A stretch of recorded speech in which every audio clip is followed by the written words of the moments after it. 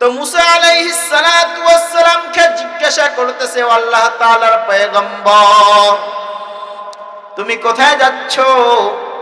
মুসা আলাইহিস সালাতু ওয়াস সালাম বলতেছেন, আমি আল্লাহ তাআলার সাথে কথা বলার জন্য যাচ্ছি। ওয়াহাশ বলতেছে, মুসা তুমি যখন আল্লাহ তাআলার সাথে কথা বলা শেষ করবা, তোমার কথা বলা শেষ হয়ে গেলে তুমি আল্লাহ তাআলার কাছে একটা আমার কথা জানিয়ে দিবা, আমার পক্ষ থেকে একটা আরজি জানিয়ে দিবা। আজকে দীর্ঘদিন যাবত বৃষ্টি নাই, অনাবৃষ্টি, রোদে খরা, আমরা হাঁস পানিতে সাঁতার কাটা আমাদের অভ্যাস। কি বলেন? হাঁসের অভ্যাস কি? কাদা পানি পাইলে তাদের আর খানা পিনা লাগে না, এরকম না? অনেক দিন যাবত অনাবৃষ্টি, আল্লাহ তাআলাকে জিজ্ঞাসা করবা আল্লাহ তাআলা কবে দুনিয়ার জমিনে বৃষ্টি নাজিল করবে? মুসা আলাইহিস সালাতু ওয়াস সালাম বলতেছে, আচ্ছা ঠিক আছে, আমি আল্লাহ তাআলার সাথে কথা বলার পরে তোমার এই বিষয়ে আলোচনা করব। চলে গেলেন। কিছু দূর যাওয়ার পরে রাস্তার মাঝখানে, পাহাড়ের নিচে রাস্তার মাঝখানে একটা জীর্ণ শীর্ণ ব্যক্তি দাঁড়িয়ে আছে। কিতাবের মধ্যে লেখেন, গাছের পাতা পরিহিত অবস্থায় একজন ব্যক্তি দাঁড়িয়ে আছে। কিসের পাতা? পরনে কাপড় নাই। পরনে কি নাই? কাপড় নাই। জীর্ণ শীর্ণ রোগা একটা ব্যক্তি দাঁড়িয়ে আছে। মুসা আলাইহিস সালাতু ওয়াস সালাম যখন যাচ্ছেন, ওই লোকটা দৌড়িয়ে মুসা আলাইহিস সালাতু ওয়াস সালামের সামনে আসলো। আসি বলতেছে, ভাই মুসা কোথায় যাচ্ছ? কয়, তুমি জানো না এই রোড দিয়ে আমি আল্লাহ তাআলার সাথে কথা বলার জন্য যাই। কোথায়? তুর পাহাড়ে। আমার সাথে একটু কথা বলবেন কেমন? তো কাছে ঠিক আছে, তুমি যে কথা বলার জন্য যাবা, তোমার যদি কথাবার্তা শেষ হয়ে যায় তখন তুমি আমার পক্ষ থেকে আল্লাহ তাআলাকে জানাবা যে দুনিয়াতে তো আল্লাহ তাআলা কত মানুষকে কত কিছু দান করেছে, কত মানুষকে কত সম্পদ দান করেছে। আল্লাহ তাআলা তো আমাকে কিছু দান করে নাই। পরেন একটা সুন্দর পোশাক তো দূরের কথা, 3 বেলা খাওয়া তো দূরের কথা, একটা ভালো পোশাক পরিধান করার মতো তৌফিক আমাকে দেয় নাই।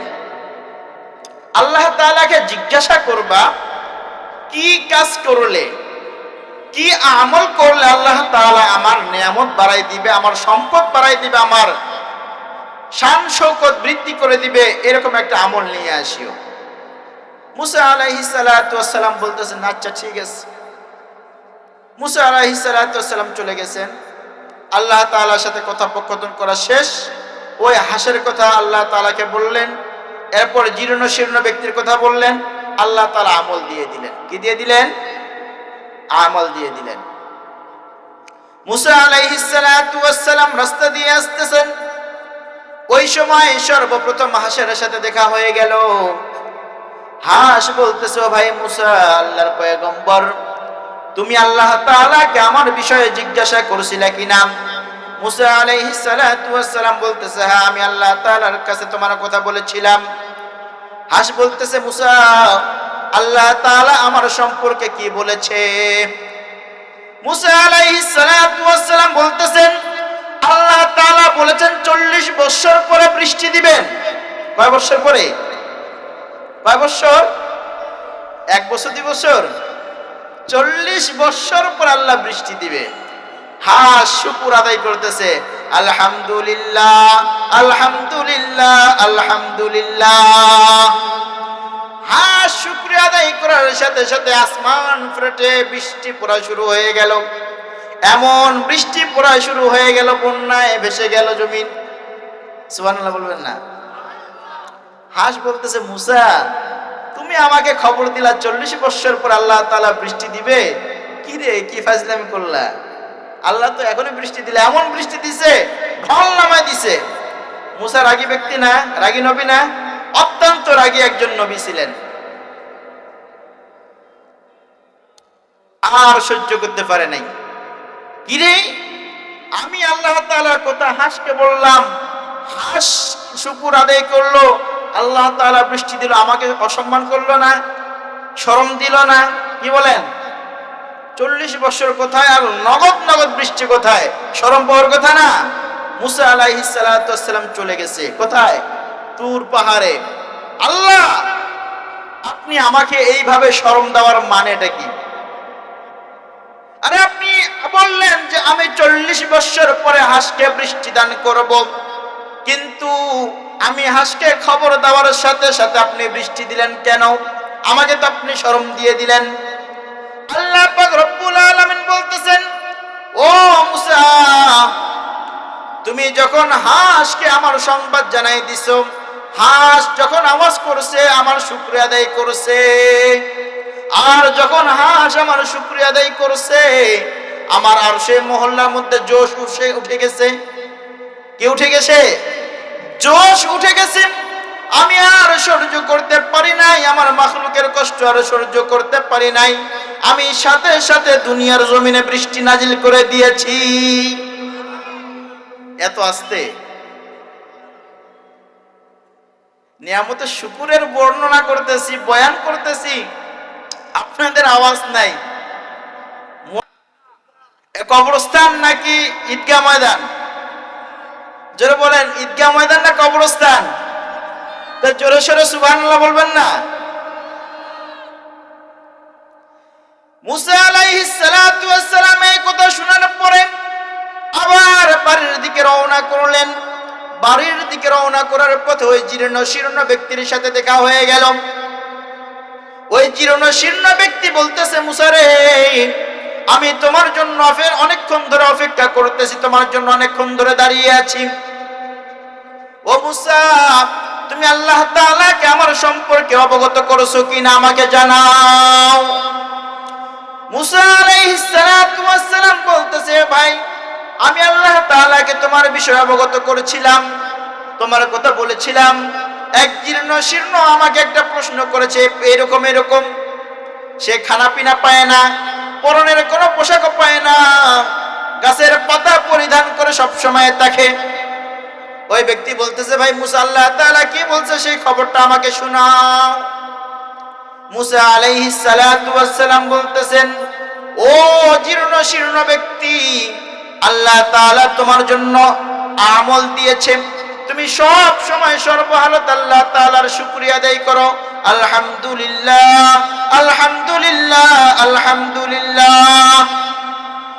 ওই জীর্ণ শীর্ণ ব্যক্তি বলতেছে, আরে মুসা, 3 বেলা তো খানা দূরের কথা, ভালো মন্দ পোশাক পরা তো দূরের কথা, আমি গাছের পাতা পরিধান করে সব সময় থাকি, আর এই একবার নিম্ন অবস্থানে থেকে আল্লাহ তাআলার শুকরিয়া আমি কেমনে আদায় করি? মুসা রে, মুসা আলাইহিস সালাতু ওয়াস সালামকে এই কথা বলার সাথে সাথে এমন একটা ধুমকা বাতাস আসলো।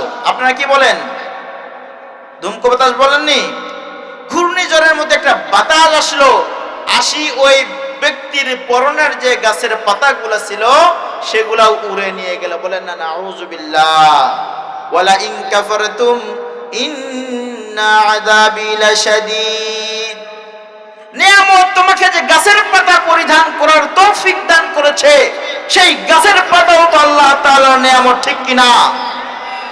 তাহলে তুমি যে আল্লাহ তাআলার নিয়ামত পরিধান করে আল্লাহ তাআলার নিয়ামতের শুকর আদায় করলে না, তাহলে তোমার মতো নাফরমান, তোমার মতো বেঈমান ওই গাছের পাতা পড়ার অধিকার রাখে না, ঠিক কিনা?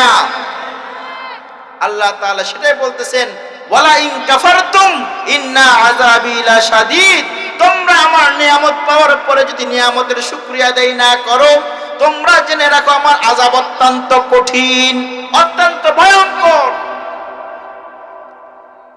তাহলে আল্লাহ তাআলা যে আমাদেরকে এরকম একটা মাদ্রাসা আমাদের কাছে দিছে আমানত, এরকম একটা মজলিসে বসার তৌফিক দান করেছেন, এজন্য শুকর আদায় করতে হবে কি না?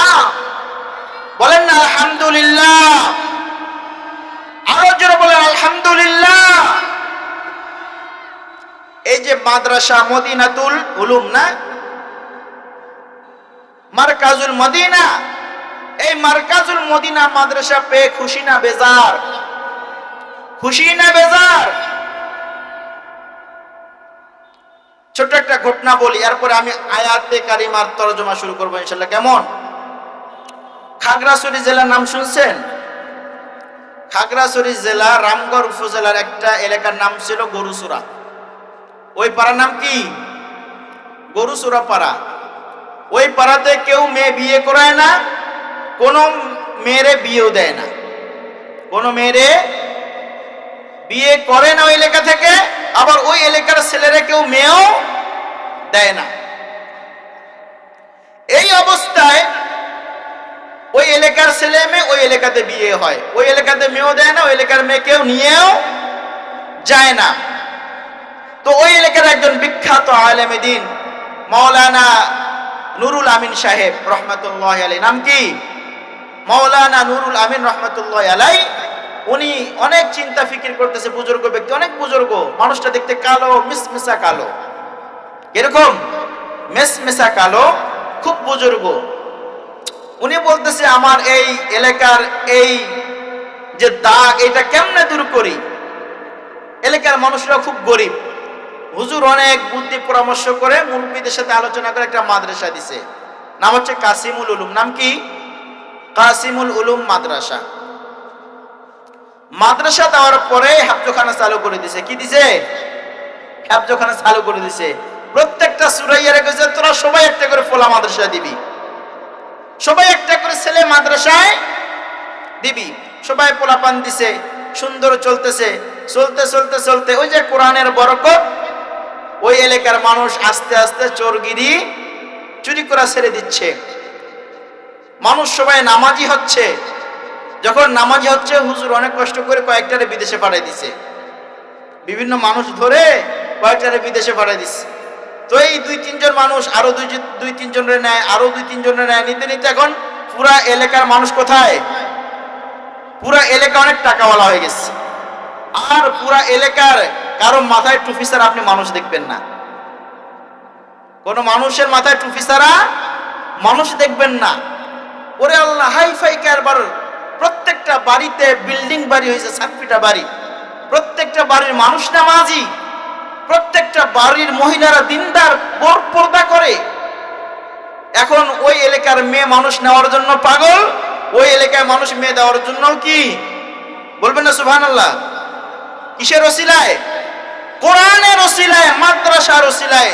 যেই জায়গায় সব সময় কোরআন তেলাওয়াত হয়, যেই জায়গায় সব সময় কোরআন পড়া হয়, সেই জায়গায় আল্লাহ তাআলার রহমত সব সময় নাজিল হয়। তাহলে এই মাদ্রাসাকে টিকে রাখার দরকার আছে কি না? আছে কি না? এই রহমতকে, এই আমানতকে টিকে রাখার দায়িত্ব কার? আপনাদের। এই বিষয়ে আলোচনা আর পরে করতেছি ইনশাআল্লাহ। আমি যে আয়াতে কারিমা তেলাওয়াত করেছি সূরাতুল হুজুরাত, সূরাতুল হুজুরাতের 13 নম্বর আয়াত। কয় নম্বর আয়াত? আমার সাথে কথা বললে আমার বয়ানটা এক প্রকার দরস। এটা কি? দরজে কথা বলতে হবে। ক্লাসে কথা না বললে সবক বুঝবেন? কি বলেন? ক্লাসে যদি ছাত্ররা মনোযোগ সহকারে না বসে, স্যারের টিচারের কথা যদি উত্তর না দেয়, ছাত্র কি বুঝবে পড়া? কি বলেন? আমার এই বয়ানটা এক প্রকার সবক। এটা কি আপনারা আমার সাথে একমত কিনা? কথা বলতে রাজি আছেন কিনা?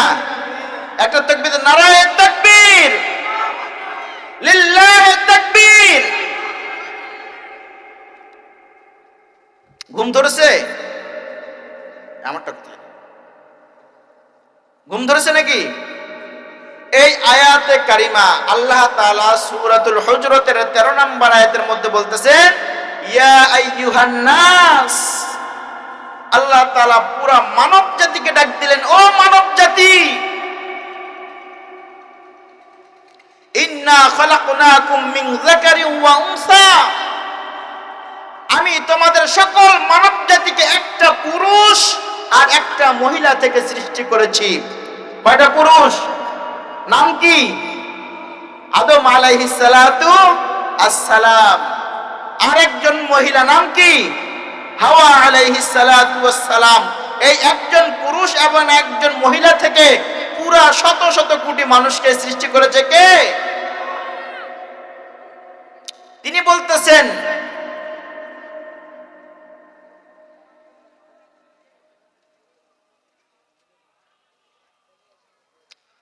কি বলতেছেন? আমি তোমাদেরকে মানব জাতিকে সৃষ্টি করেছি একটা মেয়ে এবং একটা পুরুষ থেকে, পুরা জাহানকে সৃষ্টি করেছি, পুরা জাহানের মানুষদেরকে সৃষ্টি করেছি কয়জন থেকে? একজন মহিলা, একজন পুরুষ। আর আমি তোমাদেরকে বিভিন্ন দলে বিভক্ত করে দিয়েছি, বিভিন্ন ধর্মে বিভক্ত করে দিয়েছি, বিভিন্ন বর্ণে বিভক্ত করে দিয়েছি, লিতাআরাফু, তোমাদের পরিচিত অর্জন করার জন্য। কিসের জন্য? একটা আছে চৌধুরী বংশ। কি বংশ? কথা বলেন, কি বংশ? আরেকটা আছে খান বংশ। কি বংশ? আরেকটা আছে তেলি বংশ, মোল্লা বংশ। এরকম বিভিন্ন বংশে বিভক্ত করে দিয়েছেন। কিসের জন্য? সমাদ আলী নাম কি? এখন 20 জন মানুষের নাম সমাদ আলী। কজন? এখন মানুষ চিনবে নি? চিনবে না। ওই মোল্লা বাড়ির সমাদ, তখন সহজ হবে না? কি বলেন? ওই খান বাড়ির সমাদ সহজ কিনা? আল্লাহ তাআলা বলতেছেন, আমি তোমাদের পরিচিত অর্জন করার জন্য, পরিচিতি সহজ করার জন্য তোমাদেরকে বিভিন্ন বংশে, বিভিন্ন বর্ণে, বিভিন্ন কালারে আমি তোমাদেরকে বিভক্ত করে দিয়েছি। এই তোমাদের মধ্যে এত মানুষ, কোটি কোটি মানুষ, এই সমস্ত মানুষ থেকে আমার নিকট সবচেয়ে প্রিয় ব্যক্তি হচ্ছে ওই ব্যক্তি যে নাকি আমাকে মুহাব্বত করে, আল্লাহ তাআলাকে ভালোবাসে, সে আল্লাহ তাআলার নিকট সম্ভ্রান্ত। ইন্না আকরামাকুম ইনদাল্লাহি আতকাকুম, আল্লাহ তাআলা বলতেছেন, তোমাদের এই বিভিন্ন ধর্ম, বিভিন্ন বর্ণ, বিভিন্ন গোত্র, যত বংশ আছে, সবার থেকে সবচাইতে প্রিয় ব্যক্তি ওই ব্যক্তি যে আমাকে ভালোবাসে। কাকে ভালোবাসে? আল্লাহ তাআলাকে ভালোবাসে। ওই ব্যক্তি আল্লাহ তাআলার নিকট কি? অত্যন্ত প্রিয়। এখন বলেন তো, আমরা সবাই আল্লাহ তাআলাকে ভালোবাসি কিনা? কি বলেন? ভালোবাসি কিনা? আচ্ছা, মুখে বললে হবে? কারণ ভালোবাসাটা কি দেখা যায়? কি বলেন, দেখা যায়? তাহলে ভালোবাসা, যে আমি যে আল্লাহ তাআলাকে ভালোবাসি, আমি এটা যে মুখে বললাম, মুখে বললে কি হবে? লাভ হবে? এজন্য আল্লাহ তাআলা মাঝে মধ্যে পরীক্ষা করেন। আল্লাহ তাআলা বলতেছেন, তোমরা যে আমাকে ভালোবাসো তার প্রমাণ কি? তার প্রমাণ স্বরূপ আমি তোমাদেরকে মাঝে মধ্যে পরীক্ষা করব। কি করব? এই কথা বলেন না কেন? কি করব? আমি তোমাদেরকে মাঝে মধ্যে পরীক্ষা করব। আল্লাহ তাআলা সূরাতুল বাকারা 155 নম্বর আয়াতের মধ্যে বলেন, ওয়ালানাবলুওয়ান্নাকুম বিশাইইম মিনাল খাউফি ওয়াল জু'i ওয়া নাকসিম মিনাল আমওয়ালি ওয়াল আনফুসি ওয়াস সামারাত, আমি তোমাদেরকে বিভিন্ন রঙে বিভিন্ন ভাবে পরীক্ষা করব। অনেক সময় আমার পরীক্ষা তোমাদের বুঝে আসবে, আবার অনেক সময় আমার পরীক্ষা তোমাদের বুঝে আসবে না। কিন্তু তোমরা যারা আমার পরীক্ষা বুঝো বা না বুঝো, আমার পরীক্ষায় যদি তোমরা পাস হও তাহলে তোমরা কামিয়াবি। যারা আল্লাহর পরীক্ষা পাস করবে তারা কি কামিয়াবি। কেমনে পরীক্ষা করবে? আল্লাহ পাক রব্বুল আলামিন বলতেছেন, ওয়ালানাবলুওয়ান্নাকুম বিশাইইম মিনাল খাউফি ওয়াল জু'i ওয়া নাকসিম মিনাল আমওয়াল ওয়াল আনফুসি ওয়াস সামারাত, আমি মাঝে মধ্যে তোমাদেরকে পরীক্ষা করব জালেম সরকার দিয়ে। কি সরকার দিবে? জালেম সরকার দিয়ে ভয় দেখাবে। কি দেখাবে? কিছু সরকারকে আনি বসাই রাখবে, এই সরকার 5 বছর 10 বছর 15 বছর খাবে, খাওয়ার পরে ফেরাউনের মতো আল্লাহ দাবি করবে। আর যত জুলুম আছে সমস্ত জুলুম আমাদের উপর করবে। আল্লাহ তাআলার কি পরীক্ষা? কি বলেন না? আর যাকে ক্ষমতা দিছে সেটাও আল্লাহ তাআলার কি, যে আমি আমার বান্দাকে ক্ষমতা দিলাম, তুমি ক্ষমতা কিভাবে প্রয়োগ করতেছো, সঠিকভাবে নাকি জুলুম করতেছো, সেটা যাকে ক্ষমতা দিছে তার জন্য সেটা পরীক্ষা, আর যাকে জুলুম করতেছে তার জন্য সেটা কি? যখন আপনার আমার সরকার 10 বছর 15 বছর থাকার পরে যখন জুলুম শুরু করে দিয়ে দিবে, যখন জুলুমের সীমা অতিক্রম করে যাবে, যখন জুলুমের সীমা অতিক্রম হয়ে যাবে, তখন আল্লাহ তাআলা হাসিনার মতো জুতা পিটা করে ভারতের মধ্যে পাঠাই দিবে, ঠিক কিনা? আবার আল্লাহ তাআলা আপনাকে আমাকে অসুস্থতা দিয়ে পরীক্ষা করবে, আল্লাহ তাআলা বিভিন্ন ভয় দিয়ে পরীক্ষা করবে। আল্লাহ তাআলা মাঝে মধ্যে আমাদেরকে ফসল কমাই দিবে, মাঝে মধ্যে ফসল বাড়াই দিয়েও পরীক্ষা করবে। মাঝে মধ্যে দেখবেন জমিনের মধ্যে 1 বিঘা, কি বলেন, বিঘা বলেন না, 1 বিঘা জমিনের মধ্যে 40 মণ ধান হবে। আবার মাঝে মধ্যে দেখবেন জমিনের মধ্যে এমন ধান ধরছে কিন্তু পাকার আগে কারেন্ট পোকা দিয়ে পুরা জমিন নষ্ট করে দিবে। কিন্তু ওই সময়ের জন্য আল্লাহ তাআলা যখন তোমার ফসল বৃদ্ধি করে দিবেন, তখন তুমি আল্লাহর রাস্তায় দান করতেছো কিনা সেটা আল্লাহ তাআলার পরীক্ষা। আবার যখন আল্লাহ তাআলা কারেন্ট নামের পোকা দিয়ে তোমার ধান জ্বালিয়ে দিয়ে পুড়িয়ে সরকার করে দিবেন, তখন তুমি আল্লাহ তাআলার উপর সবর করতেছো কিনা সেটা আমাদের উপর পরীক্ষা নিবে। তাহলে ফসল বৃদ্ধি করে দিয়েও পরীক্ষা নিবে। যে ওই যে মার্কাজুল মদিনা একটা মাদ্রাসা আছে, প্রত্যেক বিঘায় 50 মণ 40 মণ ধান হইছে, ওসর আদায় করতেছে কিনা পরীক্ষা কার? আচ্ছা বলেন তো, এই সিজনে এই মৌসুমে কে কে মাদ্রাসা ধান দান করেছেন? হাত তুলেন তো। করেন নাই? নাই? আবাদ কমাই দিও তো আল্লাহ তাআলা পরীক্ষা করবে। ধান কম হোক বেশি হোক প্রত্যেক মৌসুমে সদকা করবেন, দেখবেন আল্লাহ তাআলা বৃদ্ধি করে দিবে। আল্লাহ পাক রব্বুল আলামিন মাঝে মধ্যে ক্ষমতা দিয়ে আমাদেরকে পরীক্ষা করবে। আল্লাহ তাআলা তিনার রাসূল সাল্লাল্লাহু আলাইহি ওয়াসাল্লামকে দুনিয়াতে পাঠানোর পরে যখন মক্কা নগরী বিজয় হয়ে গেল, আল্লাহর রাসূল সাল্লাল্লাহু আলাইহি ওয়াসাল্লাম হযরত বেলাল রাদিয়াল্লাহু তাআলা আনহুকে যখন মক্কার আযান দেওয়ার দায়িত্ব দিল, কিসের দায়িত্ব? মক্কাতে আযান দেওয়ার দায়িত্ব যখন বিলাল রাদিয়াল্লাহু তাআলা আনহুকে প্রদান করল, মক্কার কাফেররা বিভিন্ন রকমের গালমন্দ শুরু করে দিল। একজন কাফের মুশরিক বলতেছে, আহারে আমার পিতা খুব ভালো কাম করেছে, আরো কিছুদিন আগে মারা গেছে, সে যদি বেঁচে থাকতো তাহলে আজকের এই দুর্দিন তাকে দেখার লাগতো। আরেক কাফের বলতেছে, সে বলতেছে যে ভাগ্যটা ভালো, মুহাম্মদ কি এই মক্কা নগরীতে উচ্চ বংশের কোনো মানুষ পায় নাই? মুহাম্মদ সাল্লাল্লাহু আলাইহি সাল্লামকে মক্কা নগরীতে কোনো সুন্দর মানুষ পায় নাই? এই কালো কাক কালো মানুষটা পাইছে আযান দেওয়ার জন্য। এরপরে আরেকটা বেঈমান আছে না, সুফিয়ান, কি বলেন? ও বলতেছে আমি ভাই কিছু বলবো না, কারণ আমি কিছু বললে মুহাম্মদের আল্লাহ মুহাম্মদের সব বলে দেয়। তখন আল্লাহ তাআলা জিবরাইল আলাইহিস সালাতু ওয়াস সালামের মাধ্যমে আয়াত নাজিল করে দিল। কি দিল? ইয়া আইয়ুহান নাস ইন্না খলাকনাকুম মিন যাকারিন ওয়া উনসা ওয়া জাআলনাকুম শুউবান ওয়া ক্বাবাইলা লিতাআরাফু ইন্না আকরামাকুম ইনদাল্লাহি আতকাকুম ইন্নাল্লাহা আলিমুন খাবীর। আল্লাহ তাআলা পুরা ঘটনাটা আল্লাহর রাসূলকে জানাই দিল, দিয়ে বলতেছে ওই কাফেরদেরকে বলে দাও, হে রাসূল ওই কাফেরদেরকে বলে দেন যে আমি যাকে ভালোবাসি, যে আমাকে ভালোবাসে, স্বচ্ছ দিল দিয়ে আমাকে মুহাব্বত করে, আমি আল্লাহ তাকে সম্মান দান করি। এত আস্তে, আরো জোরে বলেন সুবহানাল্লাহ। এই আয়াতটা নাজিল করে দিলেন।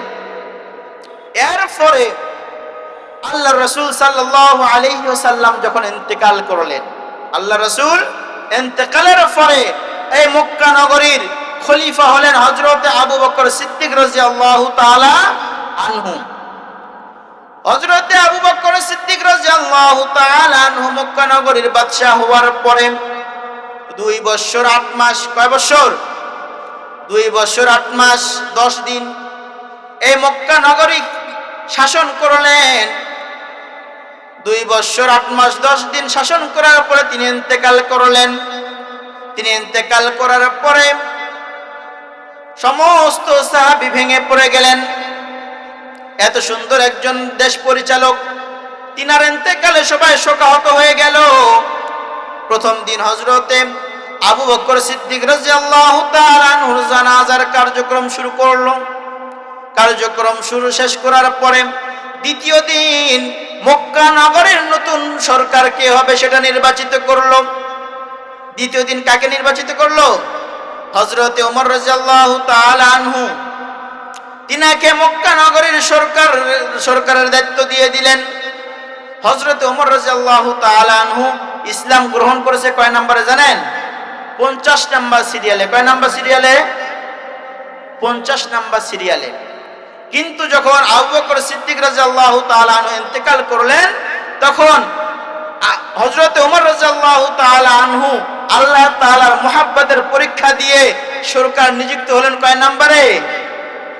2 নম্বরে। কয় নাম্বার?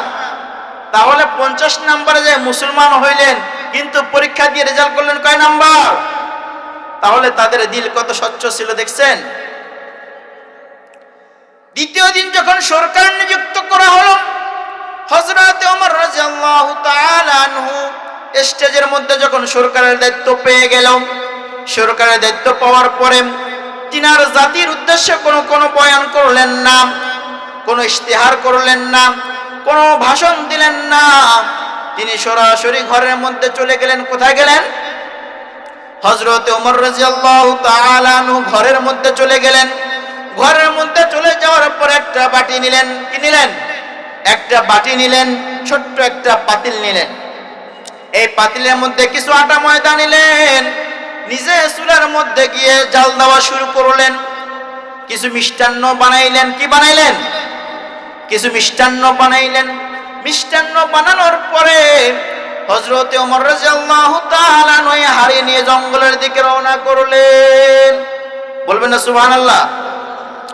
হযরতে উসমান রাদিয়াল্লাহু তাআলা আনহু বলতেছেন, আমি হযরত ওমর রাদিয়াল্লাহু তাআলা আনহুর পিছু লইলাম। কি রে, মানুষ সরকার হওয়ার পরে স্টেজে উঠে কি গরম ভাষণ দেয়, অমুক কর্মু তমুক কর্মু, ঘরে ঘরে চাউল পৌঁছাই দিমু, প্রত্যেকটা রাস্তা স্বর্ণের করে দিমু, রূপার করে দিমু, সরকার হলে সব মারি খামু, এত ভাষণ দেয়। কিন্তু ওমর কিছু ভাষণ দিল না, যে কারণটা কি? উসমান রাদিয়াল্লাহু শুরু করলেন। যে দেখতেছে হযরতে ওমর একটা জঙ্গলের রাস্তার মধ্যখানে ঢুকিয়ে গেল। ঢুকিয়ে যাওয়ার পরে দেখতেছে একটা বিশাল গাছের নিচে একটা মোড়া, বিশাল গাছের নিচে একটা জীর্ণ শীর্ণ রোগা পোষা গোলা ব্যক্তি শুয়ে আছে। ওই ব্যক্তিকে তুললেন। ওই ব্যক্তির মাথাটা তার রানের উপর রাখলেন। কার রানে? কার রানে বলেন না? হযরতে ওমর রাদিয়াল্লাহু তাআলা আনহুর রানের মধ্যে রাখলেন। রানে রাখার পরে হযরতে ওমর রাদিয়াল্লাহু তাআলা আনহু ওই পোষা গোলা ব্যক্তির মুখের মধ্যে খানা তুলে দিচ্ছেন। ওই লোকটা ছিল আধা মানুষ, কি চোখে দেখে না। তো বলতেছে, কি রে, এর আগে যে লোকটা আসতো তো সালাম কালাম দিত, এ তো দেখি সালাম কালাম দেয় না, ডাইরেক্ট আমার মাথাটা নিয়ে তার রানে রাখলো, এরপরে নিজের আঙ্গুলগুলাকে চামচ বানিয়ে সে মুখের মধ্যে খানা তুলে দিল। বলতেছে, ও ভাই তুমি কে? ওই অসুস্থ পোষা গোলা মানুষটা বলতেছে, ভাই তুমি কে? আগের মানুষটা তো আমার কাছে এইভাবে আসতো না, তুমি কে? ওমর রাদিয়াল্লাহু তাআলা আনহু কোনো জবাব দিচ্ছে না। 3টা আঙ্গুল খেয়ে 3 চামচ বানিয়ে ওই মিষ্টান্ন জিনিসগুলা পোষা গোলার মুখটাতে দিল। ওই লোকটার মুখে যখন আঘাত লেগে গেল, লোকটা উহ শব্দ করলো। কি করলো? লোকটা উহ শব্দ করে বলতেছে, ভাই তোমার খানা আমি খাবো না। তুমি একটু আমার সাথে আসলা, সালাম দিলা না, কথা বললা না, তুমি ডাইরেক্ট খানা তুলে আমার মুখে দিলা। আর তোমার আঙ্গুলগুলো আমার জিহ্বা ঘা পোছা, তোমার আঙ্গুলগুলো আমার মুখে ঘুতা লাগলো, আমি ব্যথা পাইলাম। এই ব্যথা দেওয়া খানার আমার দরকার নাই, তোমার খানা নিয়ে যাও। এখন ওমর রাদিয়াল্লাহু তাআলা বলছে, এই লোকের সাথে তো অবশ্যই কথা বলা লাগবে, না হলে তো মুসিবতের মধ্যে পড়বো। হযরতে ওমর রাদিয়াল্লাহু তাআলা বলতেছে, ভাই কথা বলা বাদ দাও, আগে তুমি খানা খাও। ও ভাই আমি খানা খাবো না তুমি কথা না বলা পর্যন্ত। আজকে 2 দিন অতীত হয়ে গেছে, আজকে 3য় দিন, আজকে 2 দিন ধরে আমি উপবাস, আমাকে খানা খাওয়াইতে আসলা না। দ্বিতীয়ত আগের লোকটা আমার কাছে আসতো, সালাম কালাম দিয়ে আসতো, তুমি তো সালাম কালামও দিলা না, তুমি ডাইরেক্ট খানা আমার মুখের মধ্যে দিয়ে দিলা, তুমি তো অন্যায় করেছো, আমি তোমার খানা খাবো না, তুমি কে পরিচয় দাও? হযরত ওমর রাদিয়াল্লাহু তাআলা আনহু বলতেছে, ভাই তোমাকে যে আগের লোকটা খানা খাওয়াইতো তিনি ছিলেন দুনিয়ার জমিনের বাদশা হযরত আবু বকর সিদ্দিক রাদিয়াল্লাহু তাআলা আনহু। তিনি আজকে ইন্তেকাল করেছে 3 দিন। কয়দিন? প্রথম দিন তিনার জানাজার কাজে আমি আসতে পারি নাই, দ্বিতীয় দিন সরকার নির্বাচিত করা অবস্থায় আমি আসতে পারি নাই, আজকে তৃতীয় দিন আমি তোমার খানা নিয়ে তোমার কাছে এসেছি। ভাই তুমি কষ্ট পাইলে আমাকে মাফ করে দাও, আগে খানাটা খাও।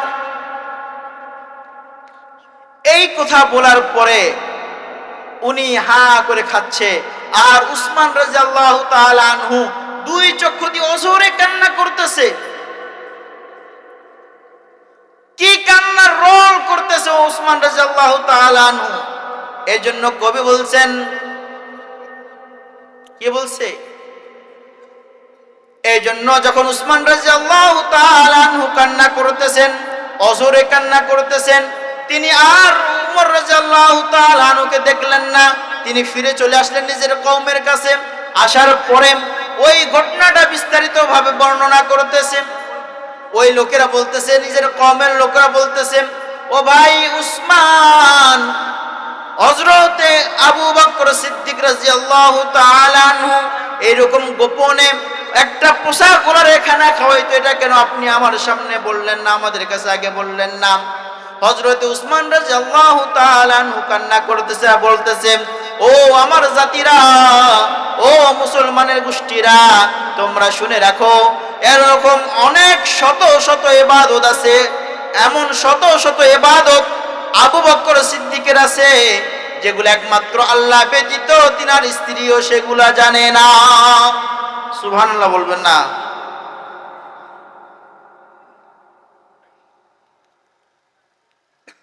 এরকম শত শত ইবাদত আছে যেগুলা আল্লাহ ব্যতীত তিনার স্ত্রীও সেগুলা জানে না। আমি উসমান কিভাবে জানবো? দেখেন, একজন রাষ্ট্রনায়ক একটা পোষাগোলা মানুষকে রানের উপর রাখিয়ে সে নিজে রান্না করে তার মুখের মধ্যে খানা দিচ্ছে। আপনার আমার দেশের সরকার হলে কি করত? খবর রাখতো? সে তো রাজনীতি হয়ে ব্যস্ত হয়ে যেত। তাহলে এই যে উসমানের মতো, আবু বকর সিদ্দিকের মতো, উমর রাদিয়াল্লাহু তাআলা আনহুর মতো স্বচ্ছ দিলের মানুষ বানাইতে হলে, বাচ্চা কাচ্চাকে মানুষ বানাইতে হলে স্কুলে দিলে হবে তো? কেমন, কি বলেন? ডিগ্রি পাস করাইলে হবে তো? ইঞ্জিনিয়ার বানাইলে হবে তো? শত শত ইঞ্জিনিয়ার আছে, মা বাবার খবর নেয় না। লক্ষ কোটি ইঞ্জিনিয়ার আছে, পিতা মাতার খোরাক দেয় না। কোটি কোটি এরকম ডাক্তার আছে, বৃদ্ধ পিতা মাতার খোঁজ খবর নেয় না, ঠিক কিনা? ওই উসমানের মতো, আলীর মতো, আবু বকর সিদ্দিক রাদিয়াল্লাহু তাআলার মতো মানুষ বানাইতে হলে মারকাজুল উলুম, ঠিক আছে না, মারকাজুল মদিনা মাদ্রাসার মধ্যে পড়াইয়া স্বচ্ছ দিলের অধিকারী বানাইতে হবে, ঠিক কিনা? তাহলে এইরকম স্বচ্ছ দিলের মানুষ বানানোর প্রয়োজন আছে কিনা? কার কার সন্তান রে এরকম দিন দ্বারা বানানোর জন্য রাজি আছে? হাতটা তুলি তো দেখি, 2 হাত তুলেন, যে আমি আমার ছেলেকে উসমান রাদিয়াল্লাহু তাআলা আনহুর মতো, আবু বকর সিদ্দিক রাদিয়াল্লাহু তাআলা আনহুর মতো, ওমরের মতো, ওমর রাদিয়াল্লাহু তাআলা আনহুর মতো স্বচ্ছ পবিত্র আল্লাহ ওয়ালা ছেলে সন্তান তৈরি করতে চাই। রাজি আছি তো ইনশাআল্লাহ? তাহলে কি করতে হবে? মারকাজুল মদিনায় দিয়ে, মারকাজুল মদিনায় দিয়ে তাকে গঠন করে নিতে হবে। আমি বলতেছি না আপনার ছেলেকে ডাক্তার বানাইয়েন না, আমি বলছি না আপনার ছেলেকে ইঞ্জিনিয়ার বানাইয়েন না, আমি বলছি না আপনার ছেলেকে জজ বানাইয়েন না, আমি বলতেছি না আপনার ছেলেকে ডাক্তার বানাইয়েন না। আপনি বানান, নিষেধ নাই, কিন্তু সর্বপ্রথম যে শিক্ষা সেটা দ্বীনি শিক্ষা দেন। আচ্ছা বলেন তো, কাদা মাটি চিনেন না? চিনেন কিনা? এই কাদা মাটিকে যখন পুড়িয়ে ইট বানায়, কি বানায়? পুড়িয়ে যখন ইট বানায়, এটা দিয়ে মসজিদও বানায়, মাদ্রাসাও বানায়, টয়লেটও বানায়, বাথরুমও বানায়, পেশাবখানাও বানায়, টয়লেটের টাঙ্কিও বানায়। বানায় কিনা? বানায় কিনা? কিন্তু ইটটা নষ্ট হয়। কি বলেন? 5 বছর পরে ইটটা নষ্ট হয়ে গেছে, এরকম হয়েছে না কোনোদিন? হয়েছে? সিমেন্ট নষ্ট হয়ে যায়, বালু নষ্ট হয়ে যায়, মশলা যেটা লেভেল দেয় সেটা নষ্ট হয়ে যায়, কিন্তু ইট নষ্ট হয় কেন হয় না? কারণ তাকে আগে কাদা পানি দিয়ে ফিনিশ করা হয়েছে, এরপরে দীর্ঘদিন আগুনে জ্বালিয়ে পুড়িয়ে শক্ত করা হয়েছে, এরপরে যেই কাজে ব্যবহার করে সেই কাজেই সে পাকা হয়ে যায়, কোনো ক্ষয়ক্ষতি। এজন্য আপনার ছেলেকে ডাক্তার বানান, সমস্যা নাই, আগে তাকে নুরানি শিক্ষা দেন। আপনার ছেলেকে ডাক্তার বানান, সমস্যা নাই, তাকে কোরআনের শিক্ষা দেন। আপনার ছেলেকে ইঞ্জিনিয়ার বানান, সমস্যা নাই, তাকে কোরআনের হাফেজ বানান। আপনার ছেলেকে ব্যারিস্টার বানান, সমস্যা নাই, তাকে কোরআনের হাফেজ বানান। এরপরে কোরআনের হাফেজ হওয়ার পরে তাকে যেই কাজে লাগান না কেন আল্লাহ তাআলার নাফরমানি করবে না। কি বলেন? ঠিক কিনা? আজকে সুদখোর, ঘুষখোর, চাঁদাবাজি, দুর্নীতিবাজির অভাব নাই, আছে? ঘরে ঘরে, জায়গায় জায়গায়, রাস্তায় রাস্তায় দুর্নীতির কোনো অভাব নাই। কেন? তাদেরকে ছোটবেলায় তাদেরকে ধর্মীয় শিক্ষা দেওয়া হয় নাই। ছোটবেলায় যখন তারা ফরমাল ছিল, কাদামাটি ছিল, তাদেরকে ইসলামের শিক্ষা ইট বানানো হয় নাই, পাথর বানানো হয় নাই, যার কারণে ঘরে ঘরে দুর্নীতি, ঘরে ঘরে চাঁদাবাজি, ঘরে ঘরে রাহাজানি, ঘরে ঘরে চোটপাটপাট জন্ম নিচ্ছে। ঠিক কিনা? এইগুলাকে রুখে দাঁড়ানোর জন্য এই মার্কাজুল উলুম মাদ্রাসায় ছোট ছোট বাচ্চাদেরকে আগে তাদের দিলটাকে কোরআনের দিকে ধাবিত করেন, আল্লাহ ওয়ালা বানান, নবীর আদর্শের রঙিনে রঙিন করেন, এরপরে ডাক্তার বানান। দেখবেন ওই ডাক্তার 1000 ফিস নিবে না।